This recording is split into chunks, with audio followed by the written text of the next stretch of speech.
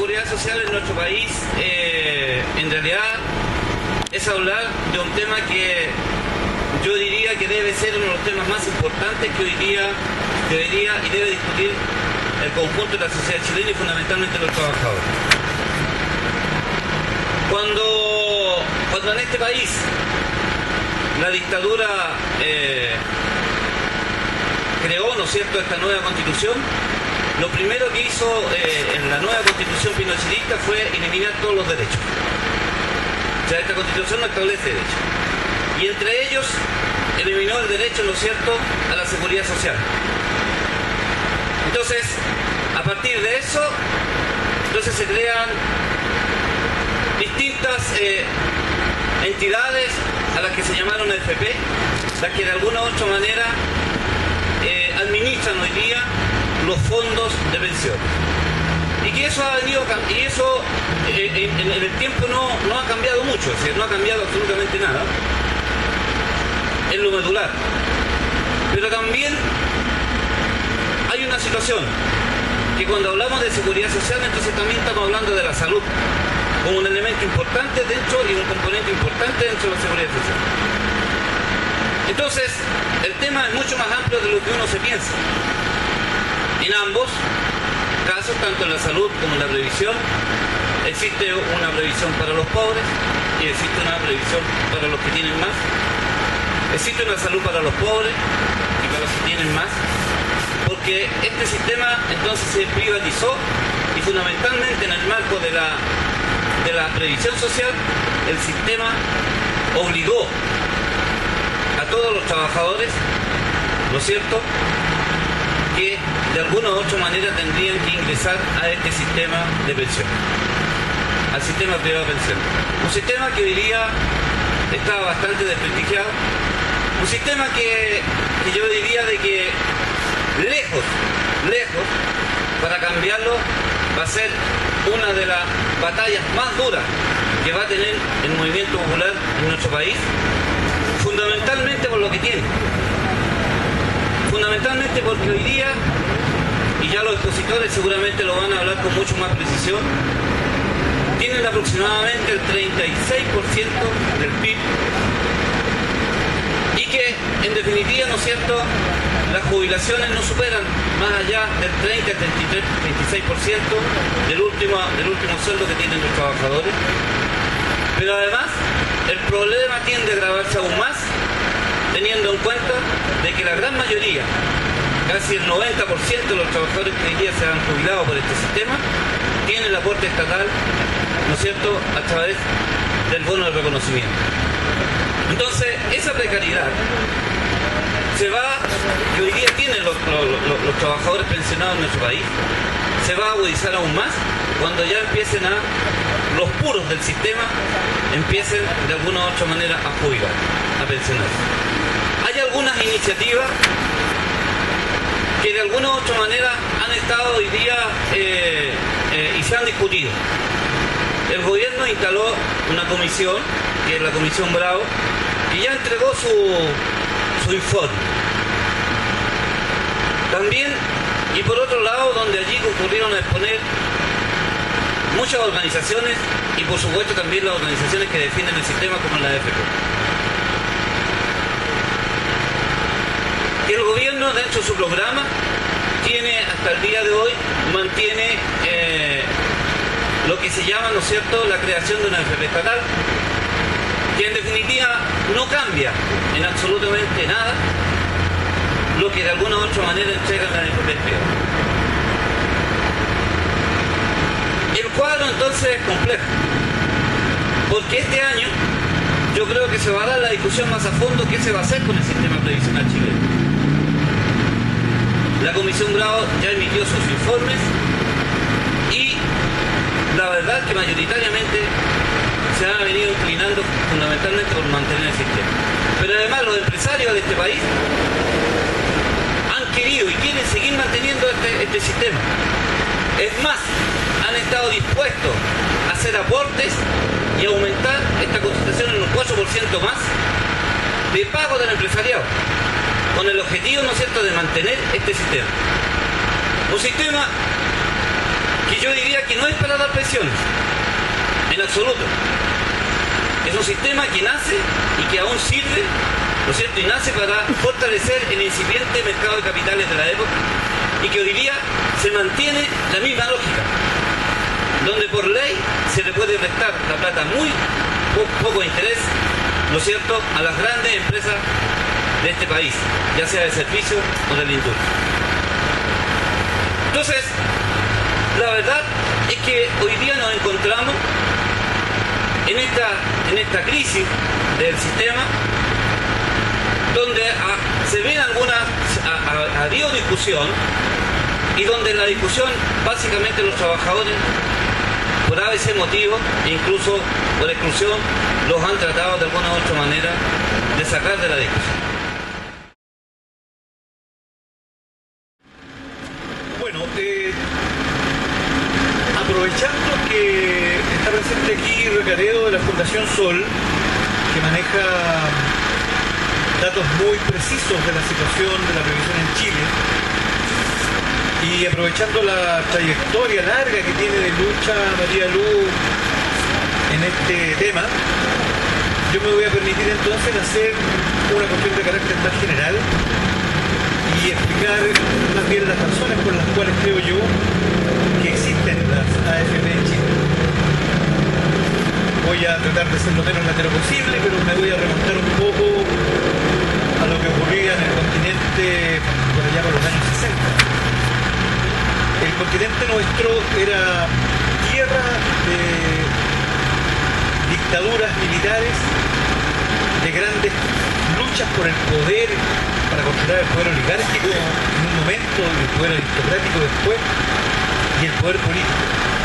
Sin embargo, es a partir del año 68, 1968, que tenemos ya procesos de dictaduras que tienen otro sentido.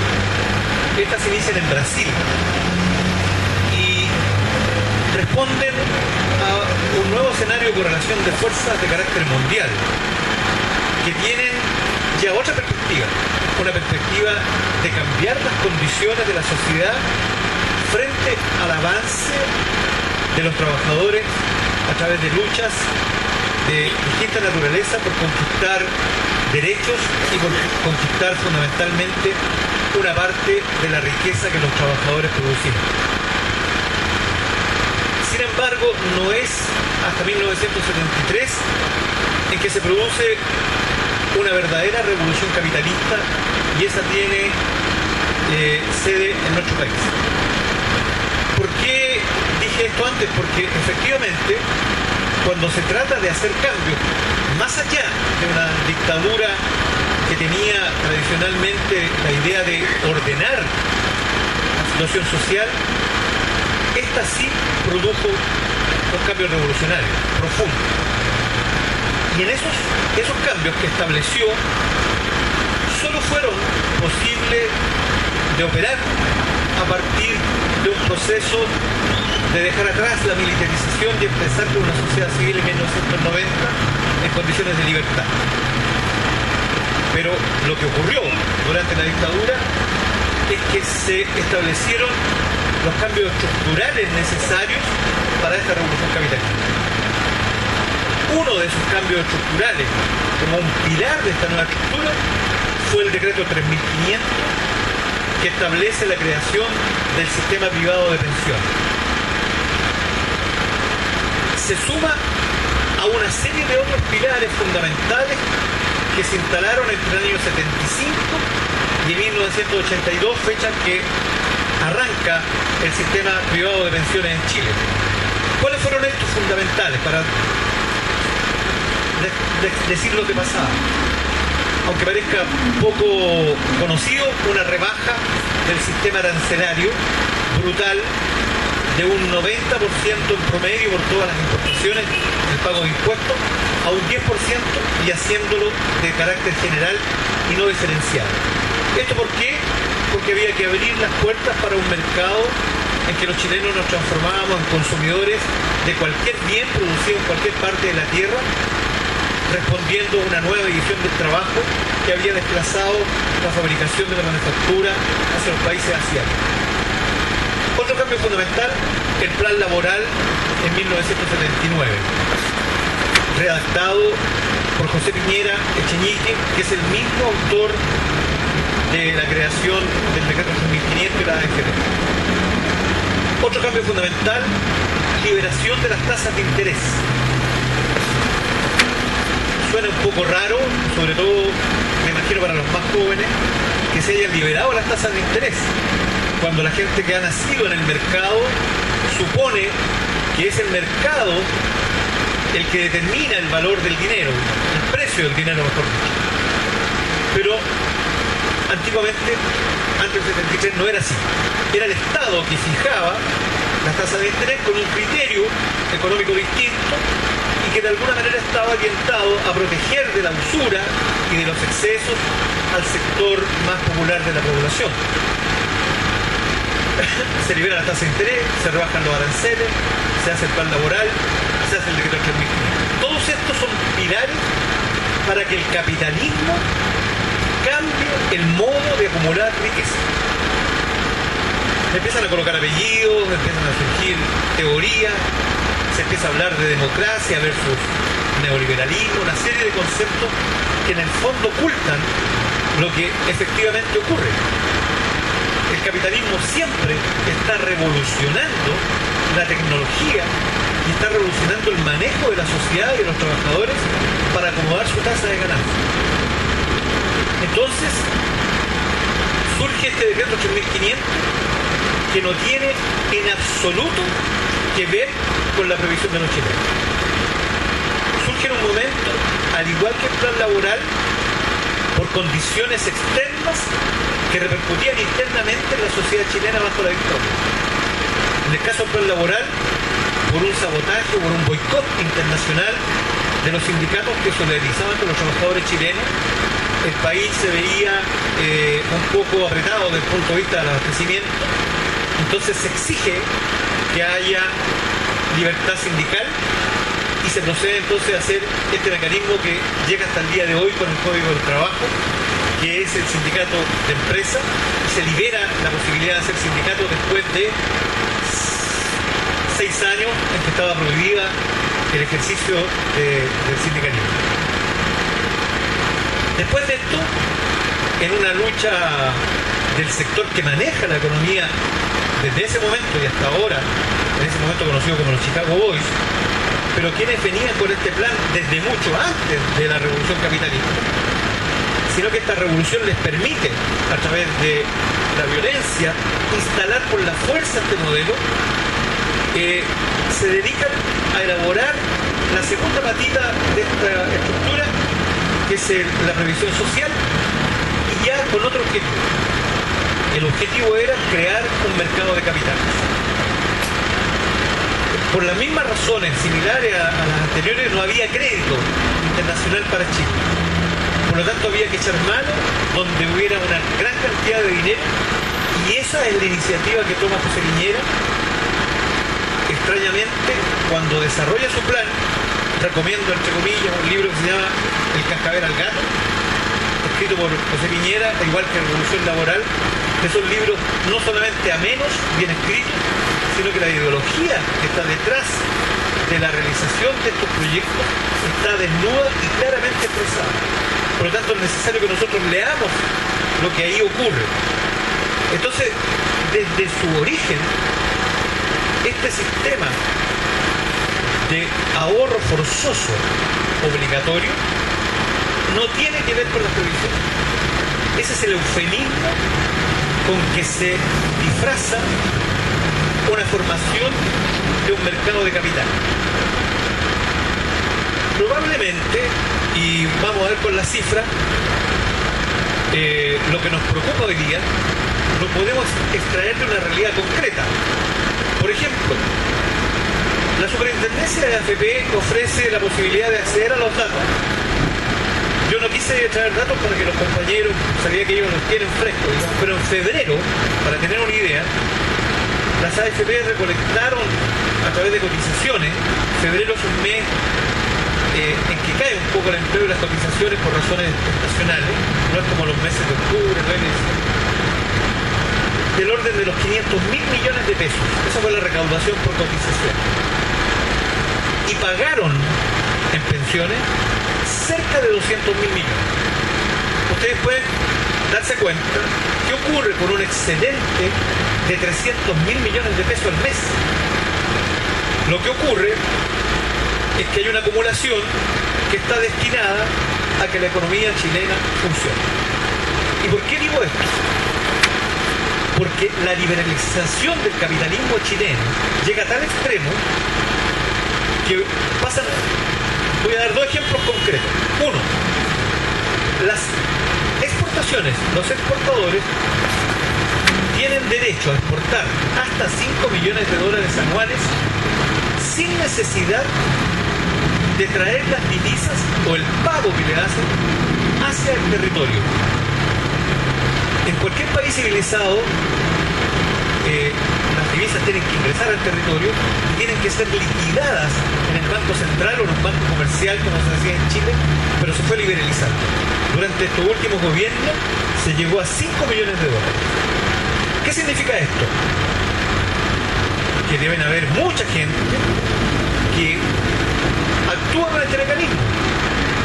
Por lo tanto, la demanda externa, que es la que se suma a la demanda interna para constituir el Producto Interno Bruto, es falsa, no es real, tiene solamente valor estadístico. El segundo, digamos, la deuda externa chilena es bastante grande en el ámbito privado, el sector público no tiene deuda. Creo que Gonzalo podrá después ratificar, es del orden de los 150.000 millones de dólares la deuda externa. Más de la mitad de esa deuda es de carácter comercial. Es decir, es la que permite que nosotros vayamos al supermercado y encontremos lo que se nos antoje. ¿Por qué? Porque el mecanismo de comercio exterior funciona de la siguiente manera. El comprador, que son las empresas chilenas, le tienen que pagar a los productores, a los exportadores en Asia, con un documento que se llama carta de crédito, que no es cualquier documento porque es irrevocable y confirmada. Eso quiere decir que llegada la fecha se tiene que pagar sí o sí, porque es un banco el que acepta el crédito. ¿Qué es lo que hace el banco chino, indio, pakistaní, el que sea? Mira las espaldas que existen en un mercado para poder seguir despachando y acumulando esta deuda, digamos. ¿Cuáles son las espaldas financieras que tenemos los chilenos? La plata nuestra que está emposada en las AFP. Entonces, el objetivo inicial de acumulación de capital financiero está plenamente cumplido. Por un lado, estos dos ejemplos, deben haber muchos otros que van a mencionar aquí los compañeros seguramente, facilitan el funcionamiento de la economía. Estos 172.000 millones de dólares que están disponibles en la arca de la AFP hacen que la economía funcione respecto de cosas como las que yo les acabo de describir. O sea, ese es el objetivo que tiene. Pero hay este eufemismo se transforma casi en cinismo cuando leemos lo que Horacio Fuentes mencionó de la Comisión Bravo. Voy a ver si puedo leer aquí algo de la Comisión Bravo porque es realmente increíble, digamos. Cuando la Comisión Bravo examina la propuesta que hicieron varios de los asistentes de ir al sistema de reparto, la Comisión Bravo de sus 24 integrantes tuvo un voto a favor. Entre paréntesis, la Comisión Bravo estuvo compuesta, el que menos tenía de grado académico era un doctorado. Los otros eran postdoctorados, economistas, sociólogos, abogados de prestigio con universidades internacionales. Y ellos se dan el lujo de redactar cosas como esta. Dice, ¿por qué la Comisión no respalda la propuesta de realizar unas reformas al sistema de reparto? De un total de 24 profesionales o comisionados, solo una integrante apoyó la propuesta. Y ellos, es muy bonito el informe, la primera razón por la cual rechazan esto. Dicen, la propuesta C, a la que se refiere, transfiere todos los depósitos y ahorros de propiedad de los trabajadores al sistema de reparto, sin compensación por la toma de sus cuentas individuales. Entonces, a mí me parece increíble cómo se plantea una burla de esta naturaleza. ¿Y por qué digo esto? Porque de la ganancia obtenida en el año 2015 de todas las cuentas individuales en el tramo A, B y en el C, cientos de miles de chilenos perdieron todo lo acumulado en el año 2015 en los primeros 12 días del 2016. ¿Por qué? Porque sus fondos, sin preguntarles por supuesto a ellos, sino que amparados por el decreto 3500, que es un decreto con fuerza de ley, que se puede cambiar sin necesidad de quórum calificado. Es decir, estamos frente a un problema de poder. No estamos frente a un problema técnico ni por un problema constitucional, estamos frente a un problema de poder. El poder de la clase dominante, expresada a través de los congresistas, hace que haya un problema político en el fondo que permite que esta sinvergüenzura y este saqueo del bolsillo de los chilenos siga funcionando. Entonces, resulta cínico decir, mira, perdieron cientos de miles porque la plata la teníamos puesta en los mercados bursátiles del mundo que cayeron, y justifican no cambiar de sistema porque consideran que no es bueno tocar los ahorros de las personas sin compensarlas. O sea, se llega a ese nivel. Entonces uno se pregunta, ¿cómo es posible que economistas de gran nivel mundial que la presidenta presentó para integrar esta comisión puedan redactar cosas como esta? Entonces la única conclusión que yo creo que se puede llegar es que estamos frente a un problema de poder. Y aquí es donde se tiene que resolver el problema. En la acumulación de poder para poder oponerse a seguir con este sistema de saqueo que impera. Uno de los sistemas más vergonzosos tiene que ver con lo que se llama tasa máxima convencional vigente. Esto es una ley que permite el cobro de intereses legalmente. Si no me equivoco, para crédito hasta 500 UF, que debe ser la mayor parte de los chilenos endeudados hasta 500 UF, la ley permite cobrar del orden en este momento del 28% anual. Se va cambiando. Esa misma gente que está endeudada y que le cobran un 28% anual al sistema financiero, recibe préstamos del sistema previsional con intereses que no superan el 2% anual. Es decir, la diferencia entre la tasa de captación y la tasa de colocación es usurera más que en ningún lugar del planeta. Una tasa usurera de esta naturaleza en un país del hemisferio norte produciría cárcel para quien la aplica. Entonces, para terminar, porque me están ya diciendo que tengo que terminar, volviendo al inicio, cuando planteé la seguidilla de dictaduras militares, el objeto del decreto 3500 como pilar de este nuevo capitalismo ha cumplido su tarea. Por lo tanto, yo no comparto la idea de que el sistema está en crisis o que fracasó. Yo creo que tuvo éxito pleno porque es un coayudante, al igual que otros pilares, de un capitalismo que cambió la forma de acumular ganancias. Hasta hace algunos años atrás, justamente en las décadas que yo mencionaba, cuando uno tiene la posibilidad de hablar, lo presiona. Hasta ese tiempo, los trabajadores con sus luchas habían obtenido una cosa bien interesante. Habían hecho que el salario fuera prácticamente igual al ingreso necesario para vivir. habían presionado de tal manera que el capital había tenido que contestar a eso. Y hasta el año 73 la distribución de la torta, de acuerdo al Banco Central de Chile, era un 65% y algo más para las remuneraciones de los chilenos y un 25% para las utilidades o excedentes de las empresas. Hoy día la torta está dividida absolutamente al revés. Estamos en un 56%, 54% de acuerdo al Banco Central para los excedentes y un 37% para las remuneraciones. Hay sectores, les quiero contar porque vengo saliendo de trabajar en la minería, en que la situación es escandalosa, obscena. El 86% de la riqueza de la minería se va a excedentes o utilidades y solamente un 12.3% se queda para salarios de los trabajadores, que suponemos que son los trabajadores que más ganan. Eso ha permitido que durante una década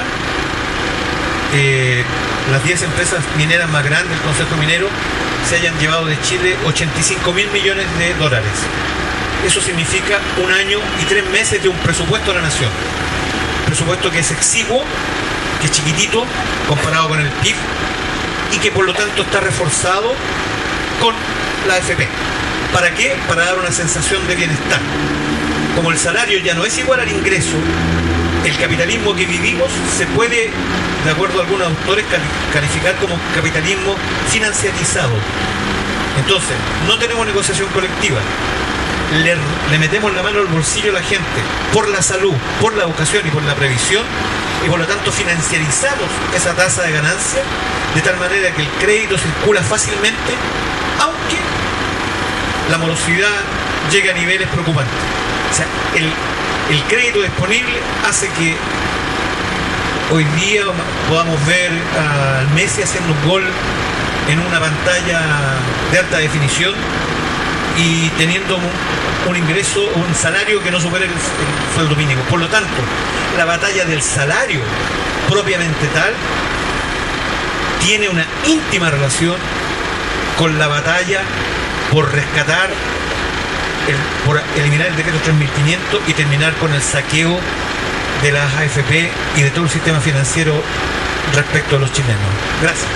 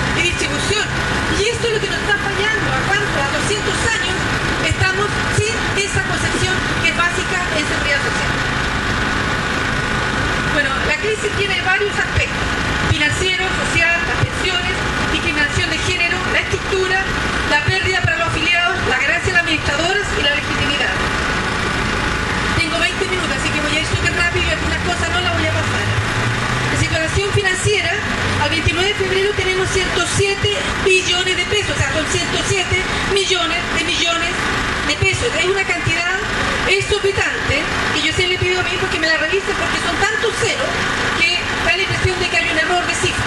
Sin embargo, no es así. Yo estuve sacando la cuenta y me puedo haber equivocado, pero saqué la cuenta que se podrían construir 864 hospitales, como lo del Carmen, 67 reformas educacionales, con 4 millones de UEFs. Y son más de 1 millón de casas de 100 millones de pesos. O sea, es una cantidad estratosférica que es nuestra según la ley, pero no tenemos ninguna capacidad de ejercer dominio sobre ella. Y el sistema, por supuesto, que es muy exitoso. Para los empresarios no hay crisis y lo van a defender con todo.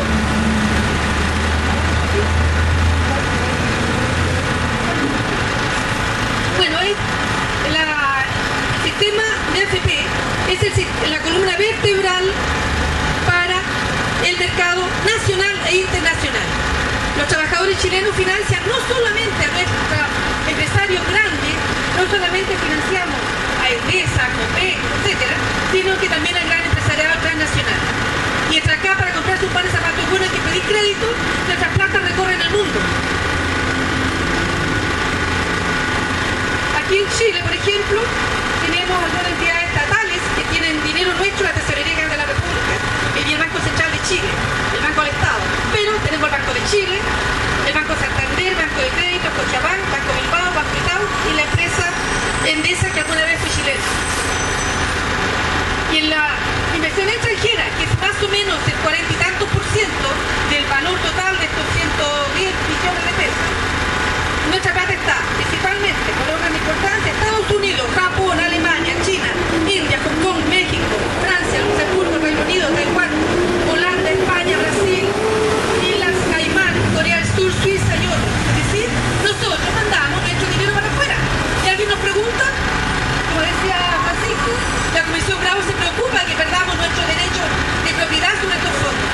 Sin embargo, dan la vuelta al mundo, mientras aquí en Chile tenemos que vivir al crédito para mantener una calidad de vida decente. Aquí está el monito de la superintendencia con respecto a todos los países donde está la zona geográfica que está nuestro dinero. Y al revés, teniendo un capital tan extraordinario y tan exorbitante, la desigualdad social aquí en Chile está cambiando por sus fueros. El 10% más rico gana 26 veces más que el 10% más pobre. La renta per cápita oficial no se acerca siquiera al salario oficial de la misma superintendencia de pensiones, lo cual significa que hay ricos, muy extraordinariamente ricos, y el resto somos todos pobres. La renta per cápita es más o menos de más de 1 millón de pesos mensuales para cada chileno. Sin embargo, la superintendencia dice que la remuneración promedio a febrero era 741.000 pesos. ¿La diferencia dónde está? Y los fondos previsionales en el extranjero alcanzan a 44 billones de pesos, 44 millones de pesos. Hay mucho ahorro previsional, sin embargo, no hay aporte de los empleadores y del Estado, y tenemos una mala situación laboral y social. Esa situación mala laboral y social es una crisis del sistema de seguridad social. Y en cuanto a las pensiones, este sistema tan exitoso para el mercado de capitales fracasa rotundamente cuando paga pensión. Las pensiones llegan a ser, y estas son las cifras a enero de 2016 de la Superintendencia de Pensiones. Tenemos que para el retiro programado, para el tema de las pensiones de vejez, llega apenas a 119.119 pesos. 119.000 de un salario promedio para ese mes de 700.000 pesos. Es decir, una tasa de reemplazo bajísima. Tasa de reemplazo significa la proporción de pensión con respecto al sueldo. La renta temporal sube bastante, y eso es otro engañabobos, porque las personas le ofrecen mantener una pensión alta por 2 años después de su trabajo, que pensiona, que pareciera que está trabajando, y después le cae peor aún, por ejemplo, 19.000 pesos.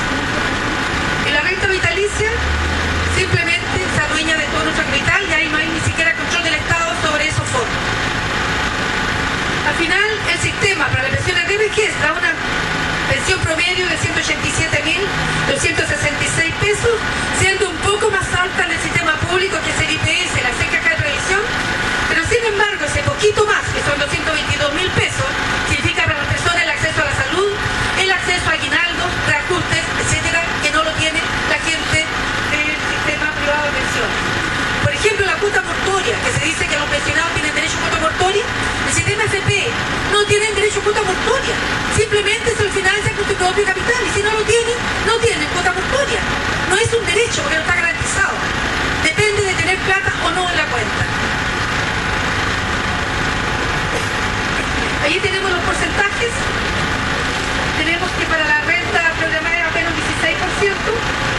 El promedio 25,26 y en el sistema antiguo la tasa viene a ser del 30% porque tenemos cajas, pensiones muy antiguas y muy desvalorizadas.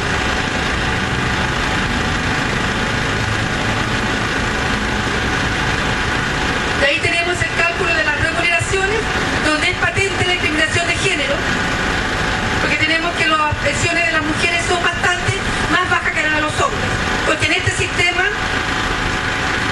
se nos castiga porque vivimos más, se nos castiga porque trabajamos menos que los hombres, porque tenemos que hacernos cargo de la tarea de cuidado de las familias.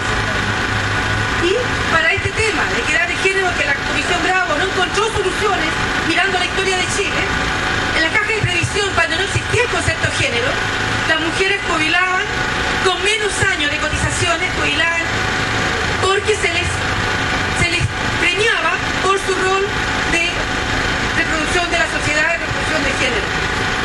Por ejemplo, el Servicio de Seguro Social, que era la peor caja y sigue siendo como la más precaria, a los hombres se les exigían 800 semanas mínimo para poder jubilar y a las mujeres apenas 500.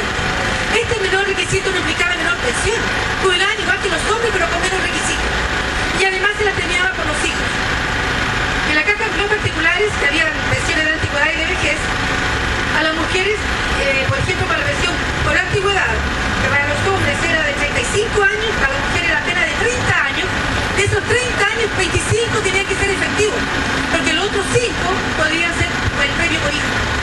Entonces, para las mujeres la situación era total y absolutamente distinta a la que es ahora. Eso no, ahora, por ejemplo, para las mujeres, el bono por hijo que entrega el Estado es un bono que se le entrega a las transnacionales, no se lo entrega a nosotros. Ese bono va derecho a la cuenta, sale para el extranjero, para todas partes, y a la mujer se le entrega en cómodas cuotas mensuales de 3 lucas, de 4 lucas mensuales. Ese es el bono por hijo. Yo dije, ya tengo derecho, tengo 66 años, no lo he querido siquiera cobrar, porque encuentro que es una cachetada.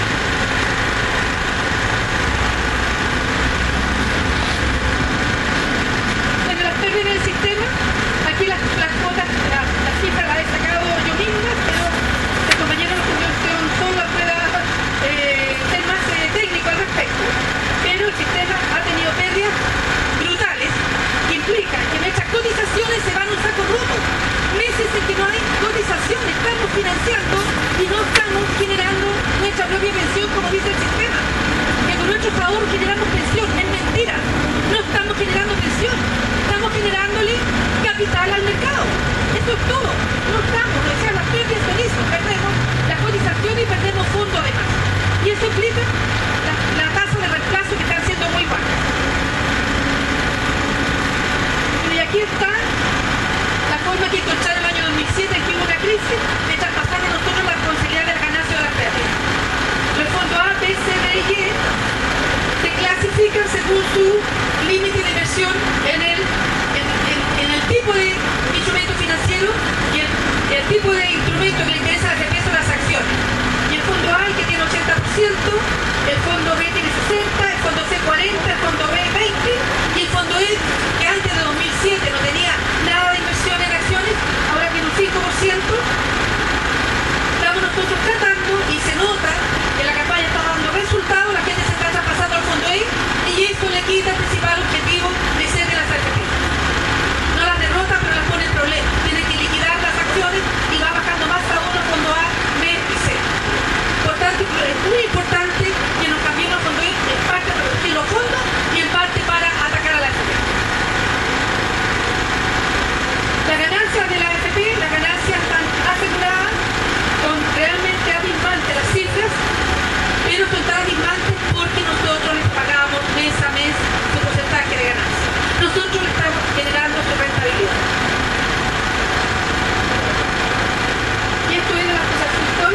Me encanta la cosa que son por lo bonitos que hacen, porque son súper didácticos. Aquí no se ve mucho, pero estuve buscando alguno que había de lo que el sistema de tema no lo pude. Pero son muy gráficos a explicar este problema que es muy denso. Es muy denso porque es de mercado de capitales, no es de seguridad social. Pero ellos nos ayudan. Entonces con esto es un poquito más fácil que entendamos qué nos está pasando.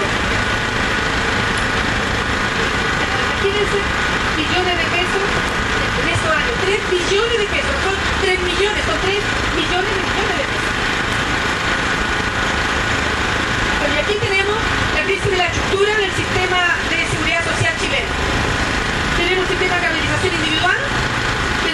solidario que nació al amparo de la reforma del año 2007 y tenemos un sistema de reparto que está cojo porque no podemos ingresar a él, que se está muriendo porque los pensionados se están muriendo, los trabajadores que resistieron el impacto mediático del año 80 para traspasarse de FP todavía están ahí, el sistema está vivo y es la posibilidad que tenemos de rápidamente revertir un sistema de reparto.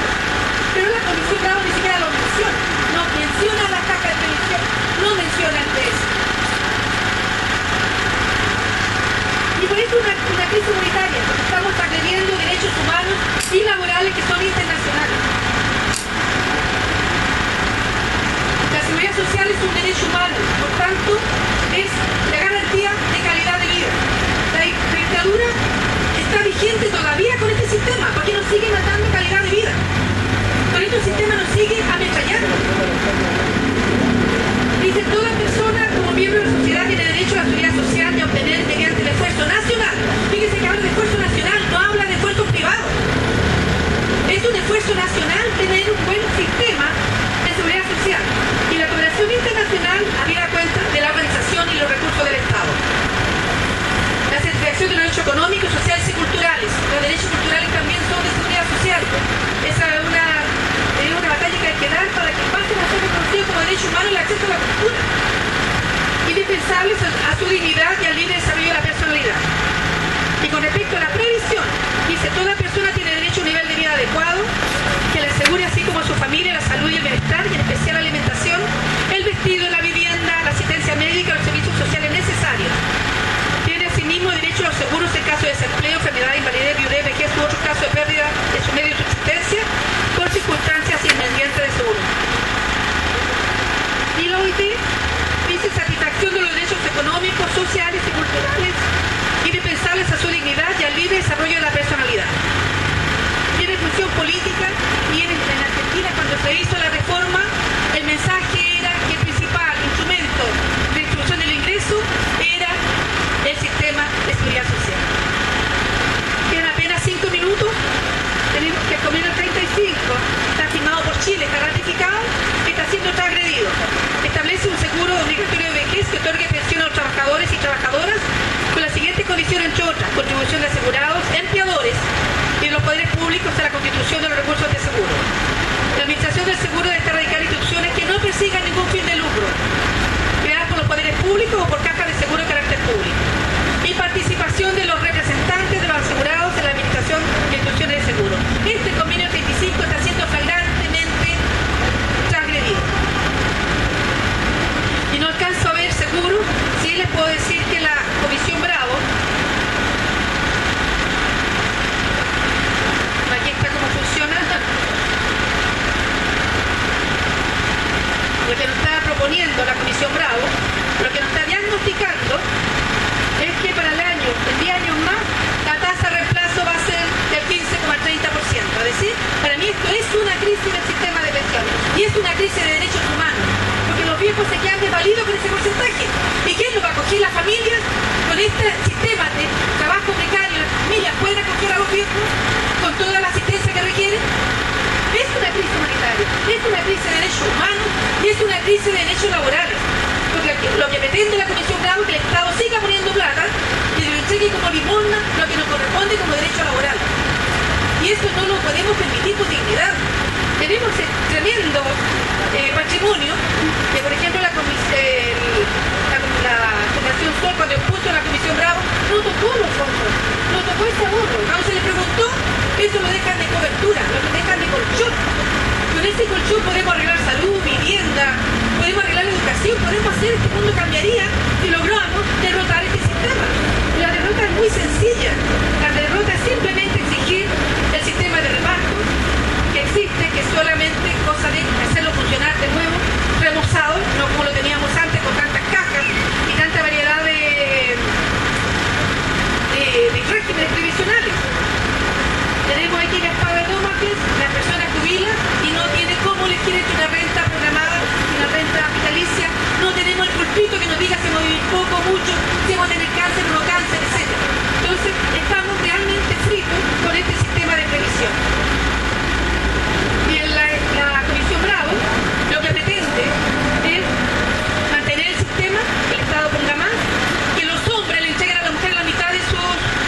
elecciones todos los años para efecto de nivelar entre mujeres y hombres, cuando yo considero que los hombres no son culpables de esta situación de género que afecta, que es un sistema cultural que tenemos que derrotar entre todos, pero no se le puede cargar más la espalda a los trabajadores, que no es el Estado, somos nosotros los dueños del patrimonio.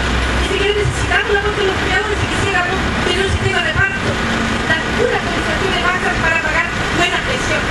Todo lo demás pasa a ser un capital social para mejorar todo el entorno social nuestro. Es la propuesta C, es la que nos conviene, y justamente la Comisión Bravo dice que no sirve para nada. Tenemos en este momento una comisión de ministros, que es la que tiene que tomar, hacer las propuestas, y estamos faltando nosotros, que somos los que tenemos que realmente decir qué queremos con nuestros fondos. La previsión es nuestra, no es de los ministros ni de la Comisión Bravo. Sin embargo, hay un déficit de participación social, hemos dejado que las cosas pasen por nuestro lado, y van a seguir pasando así si no tomamos el toro por las astas.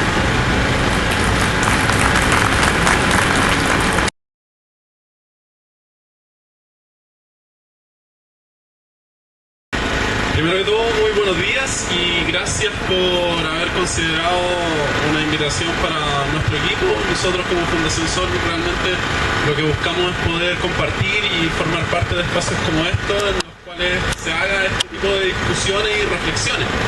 Debo también agradecer a quienes han estado antes que mí tratando de realizar un muy lúcido análisis de todos estos datos y abordando muchos de los temas que yo traía pensado abordar. Entonces me queda el desafío de primero tener en cuenta si es que aún hay alguien que esté en duda de que hay un problema grave en relación al modelo de pensiones en nuestro país. O sea, aún es necesario convencer a alguien dentro de esta carpa de que hoy estamos ante una situación nefasta.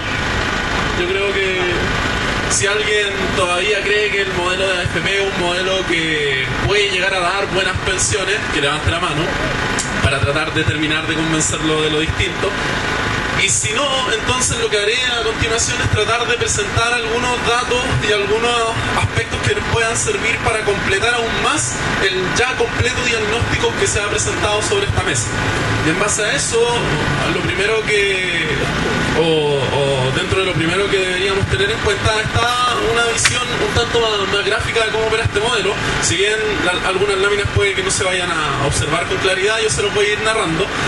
Lo importante es que tengamos en cuenta que en el corazón del modelo de AFP hoy está un aspecto que logra ser cultural, que logra ser ideológico y a su vez también logra ser material, que consiste en la idea de la capitalización individual y lo que esto significa netamente en relación a la orientación del ahorro individual, privado de cada uno de nosotros, y que ese ahorro individual en una institución privada y que se desprende netamente de la relación que tenemos con el mundo del trabajo, es decir, a partir de nuestros salarios, es el punto que deberá financiar, una vez que nosotros terminemos nuestra vida activa como trabajadores, lo que corresponde a nuestras pensiones, pero de manera siempre individual.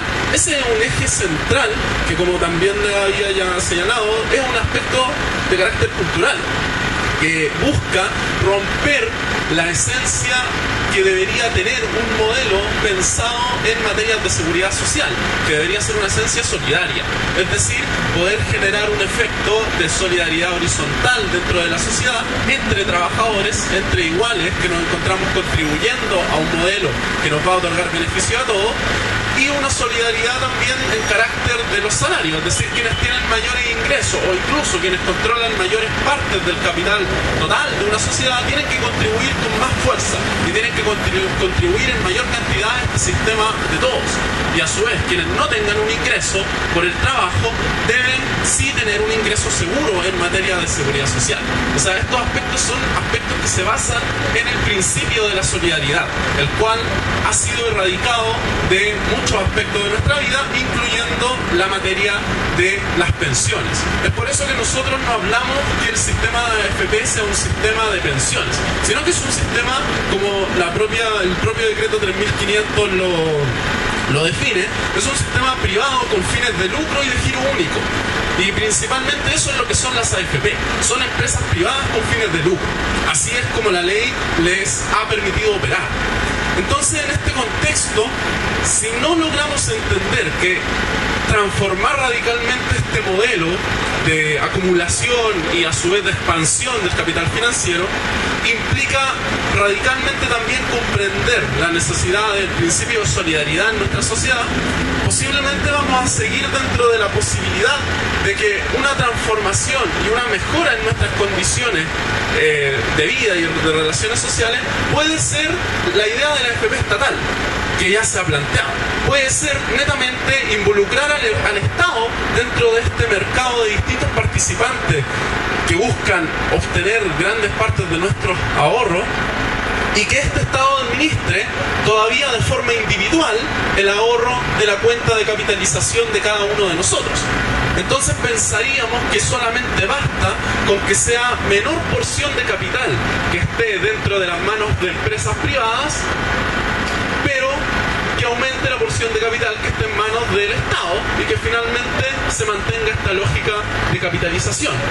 Si esa para nosotros fuese una solución, no estamos generando realmente un cambio radical y no estamos poniendo el principio de solidaridad y tampoco el aspecto de la seguridad social en el centro del debate. Y a su vez tampoco estamos considerando que el ahorro individual deja de lado un aspecto importante que es clave de reconocer, el cual es que finalmente la pensión que vamos a tener una vez que salgamos del mundo del trabajo debe ser en parte la recuperación del valor de nuestro trabajo que fue usurpado en el proceso productivo mientras éramos trabajadores activos. Es decir, es necesario que también los dueños del capital aporten y contribuyan en lo que significan nuestras pensiones de vejez, en lo que va a significar nuestra seguridad social como trabajadores. Es aquí un punto clave, porque ¿saben ustedes cuánto aportan hoy los empresarios, los dueños del capital, para las pensiones de vejez de quienes trabajan y viven de su trabajo? Aportan cero. El aporte para pensiones de vejez es cero. Hoy solo los empleadores principalmente participan en una proporción muy pequeña en relación al seguro de invalidez y sobrevivencia. Entonces, si nosotros observamos la evidencia de países en los cuales existe un sistema de solidaridad, existe un sistema de seguridad social, en el cual se reconoce que los actores que participan en el proceso productivo deben contribuir para la seguridad de los trabajadores una vez que salgan del mundo del trabajo activo, es que ahí participan y contribuyen tanto empleadores como Estado y trabajadores. Entonces, de esta manera logramos tener una perspectiva más clara de cómo se van articulando los actores en el mundo del trabajo y cómo finalmente lo que tenemos que lograr es tener esta visión de la sociedad de una manera mucho más colectiva.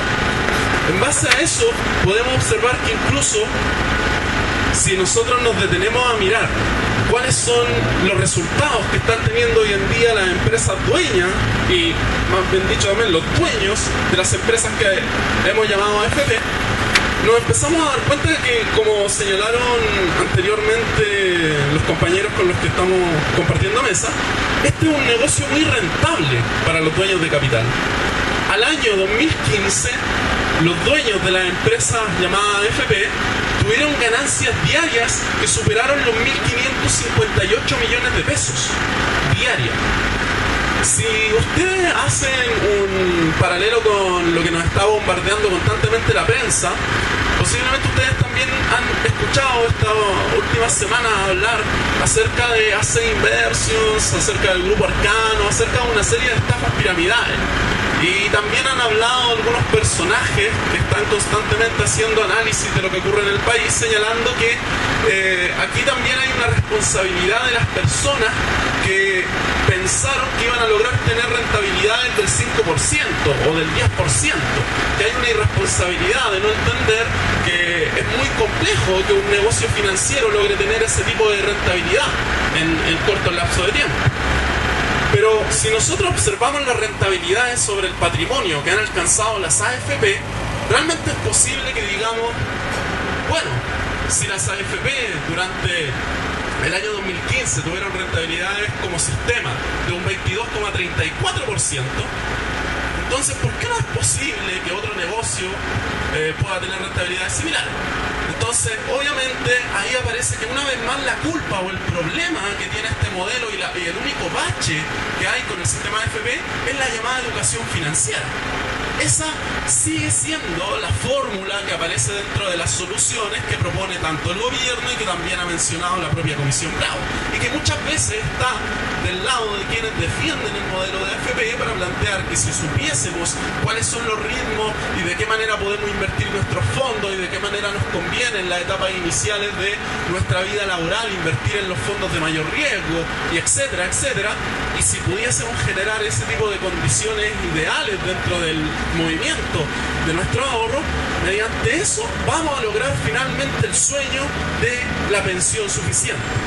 Sigue siendo la educación financiera una respuesta individual, una respuesta a un mecanismo que no es solidario. Seguimos observando que ese es un hilo conductor y que de alguna manera sigue siendo funcional a quienes tienen las grandes porciones de capital que logra obtenerse a raíz de cómo operan las AFP. Por ejemplo, también es muy gráfico y es muy interesante poder reflexionar acerca de estas empresas que se han visto vinculadas con casos de colusión y donde hemos observado que los principales afectados han sido quienes viven de su trabajo. Especialmente para quienes comprar 8 rollos de confort al mes cada vez se fue volviendo más caro, o para quienes claramente no tienen dónde elegir, que principalmente en aquellas marcas que se encuentran disponibles dentro de las grandes cadenas de retail, las que muchas veces son solamente las marcas que también han estado detrás de los casos de colusión. Si nosotros miramos estas marcas aisladas dentro del concierto social, quizás nos vamos a perder de poder observar que 8 empresas del grupo Mate, dueño de la papelera CMPC, vinculada a estos casos de colusión del papel Tissú, 8 grupos de este holding de empresas recibían aportes por parte de la AFP, es decir, inversiones desde los fondos de la AFP, desde los ahorros de millones de trabajadores y trabajadoras chilenos, que equivalían a algo así como 2,2 billones de pesos. Si miramos además el grupo Angelini, que quizás ustedes recordarán por casos como Corpesca, que quizás también estarán relacionados con todo lo que ha sido este tema de la ley de pesca en general, el grupo Angelini recibe un volumen de aporte que está en el borde del billón de pesos. Estamos hablando de 1 billón de pesos. Y así podemos seguir con una evidencia muy clara con grupos como SQM, por ejemplo también grupos de empresas Luxit, y los grupos que en el fondo están siendo hoy en día líderes de los procesos de acumulación de capital, de aumento de inversión anual, etc. Son grupos que siguen recibiendo fuertes inversiones por parte de la AFP, lo cual tiene mucha relación con lo que mencionaba anteriormente también Felipe, en términos de que eso le va brindando espaldas cada vez más anchas a estos grupos y a la participación de estas empresas en la regulación o en la fijación de las mismas reglas del mercado. O sea, finalmente vemos que los efectos de la colusión terminan siendo concentración de espacio de capital en manos que finalmente también están buscando expandir sus propios capitales. O sea, si vemos el mismo caso del papel Tissú de empresas Mate, no solamente se observó este tipo de colusión en nuestro país, sino que también hay reportes de casos en Colombia. Es decir, aquí estamos hablando de un capital extendido, no estamos hablando de una situación que netamente esté involucrando a chilenos y chilenas. Estamos hablando de situaciones en las cuales el ritmo del capital no reconoce fronteras determinadas. Y para ir redondeando, no sé cuánto tiempo me queda, discúlpenlo, para ir redondeando, lo que tenemos que tener en cuenta en base a esto mismo, en base a esta visión de un capital global, es quienes hoy en día tienen la propiedad de los fondos de pensión. Porque claro, se ha dicho sobre esta mesa con mucha claridad que el monto de nuestro ahorro acumulado es un monto bastante alto, y para que ustedes se hagan una idea, estamos hablando de algo así como 154.711 millones de dólares, lo cual equivale, si nosotros lo queremos comparar con el Producto Interno chileno, a un 70,7% del Producto Interno Bruto de Chile, ¿ya? Eso es lo que está administrado por esta AFP. Y si lo queremos comparar con otras unidades, podríamos decir que ese monto de nuestro ahorro equivale al Producto Interno Bruto de países como Dinamarca, como Finlandia, Irlanda y Nueva Zelanda. O sea, no estamos hablando de países que podamos pensar como países en vía de desarrollo. Estamos hablando de países que de alguna manera su nivel de riqueza es semejante a lo que corresponde a nuestro producto, al fondo que está en las AFP. Entonces, en términos de esto, si nosotros vemos qué tan concentrado se encuentra este volumen de capital, nos damos cuenta que al haber 6 administradoras, claramente no estamos frente a un mercado completamente abierto y donde hay múltiples empresas participando, como era la perspectiva en un inicio de la instalación de este modelo. Y también nos damos cuenta que tan solamente 4 AFP concentran cerca del 80% del volumen total del capital de nuestros ahorros. Además, también podemos observar, si miráramos dónde se encuentran o cómo están distribuidos los cotizantes dentro de los distintos fondos que administran las AFP, uno podría imaginar que es probable que una gran cantidad de cotizantes estén en los fondos más conservadores, sobre todo luego de lo que han sido las últimas informaciones de prensa, sobre todo luego de la evidente caída en la legitimidad del modelo. No obstante, tan solamente el 7% de los cotizantes se encuentra en los fondos menos riesgosos, que sería en este caso el fondo B. Es decir, la mayor parte de quienes hoy en día se encuentran cotizando en una AFP están en los fondos A, B y C, siendo principalmente el fondo C, que tiene la mayor cantidad de cotizantes, seguido por el fondo B, es decir, los de tipo más riesgoso. Y si empezamos a relacionar nuevamente el tema del riesgo de la inversión con el ritmo que va teniendo el capital que disponen las AFP, que finalmente son los ahorros individuales de cada uno de los trabajadores que mensualmente están contribuyendo, lo que podemos observar es que sigue en este ritmo de inversiones de estos ahorros esta lógica de un capital más allá de los territorios nacionales, más allá de los espacios de cada país. O sea, estamos hablando de que los sistemas de AFP han logrado ir configurando, en este caso, una perspectiva de un sistema global de financiero. Y en este caso, volvemos entonces a mirar que una gran cantidad de como ya habían señalado anteriormente, de este 44% del total de los fondos que está invertido en el extranjero, en gran parte está invertido en países como Estados Unidos. Y ahora, si observamos quiénes son los dueños de las empresas de AFP, podemos decir que el 75% de nuestros fondos que se encuentran hoy en día administrados por estas empresas están siendo administrados por empresas de propiedad estadounidense. ¿Ya? Un 75% de los fondos se encuentran administrados por empresas como MetLife, Principal y Prudential, que comparte la propiedad, esta última, con la Cámara Chilena de la Construcción. Hasta el momento, como ya le había mencionado, lo que busqué era principalmente tratar de aportar a la perspectiva y al diagnóstico que muy bien se había expuesto en la parte anterior.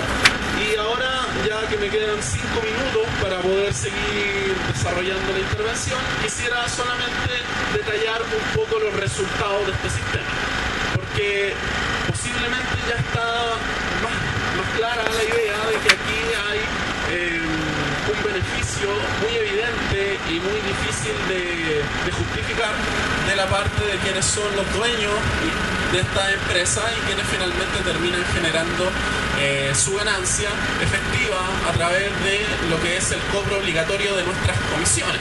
Porque aquí hemos visto cómo se mueven nuestros fondos de ahorro, pero un gran porcentaje de la ganancia de esta empresa llamada AFP, viene principalmente de las comisiones obligatorias que nosotras le pagamos y que no tienen ningún tipo de relación ni siquiera con el monto que contribuimos, porque el porcentaje de comisión que cobran las AFP es un porcentaje que se calcula en relación a nuestro salario imponible, no en relación al 10% que va directamente a la cuenta individual. En esos términos es que podemos empezar a pensar que ante esa ganancia segura y fija que están teniendo los dueños de la AFP, cuáles son los resultados que nosotros estamos teniendo. Y en base a eso, para que nos hagamos una idea, podríamos observar las pensiones que son pagadas por las AFP. Es decir, bueno, ¿cuál es el monto que hoy día las AFP están pagando en materia de pensión? Para tener ese dato podemos irnos a las pensiones de vejez por edad en la modalidad de retiro programado. Si nos vamos a ese dato, lo que observamos es que sino que lo que observamos es que 9 de cada 10 pensiones que son pagadas en la modalidad de vejez por edad, retiro programado, no logran superar los 153.700 pesos. O sea, estamos hablando de que hoy en día las pensiones que se están pagando son realmente insuficientes. Y ahora, si logramos observar a las pensiones de vejez, incorporando a las pensiones de vejez por edad a esta modalidad de retiro programado, lo que tenemos es que en promedio las pensiones de vejez por edad pagadas hoy en día, es decir, teniendo en cuenta tanto los resultados de las AFP como de las compañías de seguro, que son las que pagan las rentas vitalicias, el promedio de estas pensiones pagadas para 10 regiones de Chile no supera o es igual al 50% del salario mínimo, es decir, salario mínimo bruto, es decir, estamos hablando de 125.000 pesos. En promedio, sumado los resultados de las compañías de seguro con las AFP, estamos teniendo entonces un nivel de precarización que resulta evidente. Además, hay otro dato con el que quisiera cerrar, que nos invita nuevamente a tener en cuenta que cuando nos estamos enfrentando a este modelo de AFPs, no nos estamos enfrentando a algo que sea un problema del futuro cuando nosotros jubilemos. Nos estamos enfrentando a un problema cultural, como habíamos dicho, la cultura individual, el ahorro de cada uno de nosotros en lugar de una cultura de solidaridad y una perspectiva de lo colectivo y de una determinación social. Y por otro lado nos estamos enfrentando a un proceso de acumulación y expansión de capital que va de la mano con lo anterior y que es capaz de generar un gran nivel de inversión y un gran nivel de acumulación y de concentración de poder económico, y que al final termina siendo poder para tomar decisiones en los directorios de grandes empresas, de bancos, que es donde invierten las AFP, porque las AFP por invertir ahí tienen control porque también asumen puestos en los directorios de esas empresas. Entonces estamos viendo que aquí hay cada vez mayores posibilidades de que esto sea determinado por pequeños grupos de personas. Y además de eso hay una última dimensión que nos sigue recordando que esto no es para mañana, sino que es de ahora. La dimensión que tiene que ver con cómo este despojo de ingresos en la vejez y cómo este despojo también de parte de nuestra seguridad social y nuestros derechos colectivos tiene una arista que es la deuda. Es decir, al tener menos posibilidad de nosotros aumentar el ingreso para el periodo de vejez, lo que tenemos hoy en día es el dato que yo les presento en esta diapositiva, que es que hay alrededor de 28.993 personas que son deudores morosos y que tienen 65 años o más y reciben una pensión solidaria de 86.000 pesos. Y si ahora observamos cuánto es la mora, es decir, el atraso promedio de estos adultos mayores, estamos hablando de más de 898.000 pesos. Es decir, esto nos da una idea de cómo afecta realmente este tema hoy en día y cómo también tiene una arista en términos de la insuficiencia de ingresos y acceder al consumo a través de el crédito. Y cómo esta mora demuestra que no existe tampoco la posibilidad pronta de poder resolver esa deuda que se contrae. Entonces aquí hay una serie de temas que cada vez van a ir cruzando este debate y que es bastante relevante y es bastante interesante que se puedan seguir discutiendo. Nosotros seguimos con el compromiso de mantener una visión independiente de los sectores empresariales como hemos tenido hasta ahora y de poder seguir aportando con este tipo de datos y con este tipo de material que sirva de insumo a la reflexión. Y la voz final y más potente hasta el momento sigue siendo de organizaciones sociales, de organizaciones de carácter territorial, de carácter sindical, de carácter estudiantil, que siguen buscando la construcción de alternativas a estas perspectivas que se han impuesto como una verdad única, pero que representan claramente la visión de un modelo que ha sido hegemónico en un inicio mediante las armas y posteriormente mediante la burocratización y la expansión de las estructuras que se fueron enquistando en un Estado y dándole cada vez mayor poder de decisión al gran capital. Así que hasta aquí quedaría. Muchas gracias por haber venido y por su atención.